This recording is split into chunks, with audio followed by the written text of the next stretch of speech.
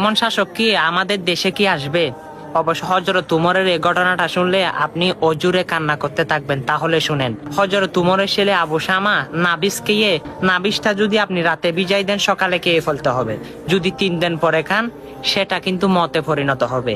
তখন আবু শামা সেটা খেয়ে মাতলামি শুরু করলো। তখন হযরত উমর দেখলো, বলে, এ আবু শামা, তুমি মদ খেয়েছ, তোমার আজকে কঠিন বিচার হবে।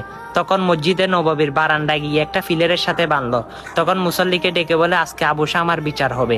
সেটাই হচ্ছে, আবু শামা হচ্ছে আমার সন্তান, তাকে ইসলামের ব্যাপারে তাকেও আমি ছাড় দেব না। তখন এক পর্যায়ে মুসল্লিরা তাকাই থাকতে লাগলো, দেখে আবু শামার কি বিচার হয়। তখন হযরত উমর 80 বেদ বাজেট করলো, সেই নাবিস এবং মদ খাওয়ার কারণে। নাবিস খাওয়া কিন্তু হালাল, মদ খাওয়া কিন্তু হারাম। তো সবাই বলতে লাগলো, প্রেসিডেন্টের সন্তান আমার মনে হয় ছেড়ে দিবে। তখন একজন দাজ্জাল ঠিক করলো, হযরত উমর। তখন এমন জোরে চাবুক দিয়ে আঘাত করতে লাগলো, আঘাত করতে করতে 3টা বাড়ি দিল দাজ্জাল। তখন দাজ্জালকে সরিয়ে বলে, এই দাজ্জাল, তোমার বাড়িগুলো হয় নাই, সে বাড়ি আমি দিতে হবে। তখন উমর মারা শুরু করলো, মারতে মারতে এমন পর্যায়ে 30টি বাড়ি দিল। গায়ের চামড়া ফিতে রক্ত ফুটতে শুরু করলো, বেহুশ আর বেহুশ আবু শামা। তখন আবু শামার মা হযরত উমরের স্ত্রী এসে বলে, হে স্বামী গো, আমার সন্তানকে আবার মারিও না, আমার সন্তানের বদৌলতে আমি আল্লাহর দরবারে উট বিসর্জন দিব।